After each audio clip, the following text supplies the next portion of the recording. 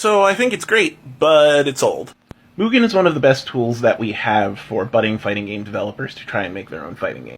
Especially because there are characters that are already developed and you can just download them and tweak them. I mean, that being said, games made in Mugen are usually never balanced and are barely workable. Though it is fun to do salty bets. I don't know if you remember salty bets.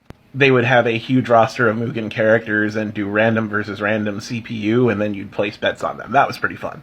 There are some good games that came out of it, like Hyper Dragon Ball Z.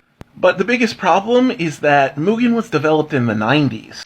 Mugen was developed in the 90s for MS-DOS. Now, because it was developed so long ago, that's why we have so many good tools for it. That's why we have so many good graphical editing tools that make developing fighting games very easy. But also, it's broken and janky as shit. Any game made in the 90s running on modern hardware would be. And it is a little disappointing that we don't have a game creation engine that has replaced it. Like, RPG Maker is still getting new versions to this day, and people are developing games that they later sell on Steam with it. But when it comes to fighting games, you either develop with Mugen, or you jump into the deep end and just get a blank game engine. So yeah, Mugen's neat, but it's not a great tool for development anymore. And I really think we need a good sort of, like, beginner-level development tool for fighting games. And unfortunately, we just don't have one.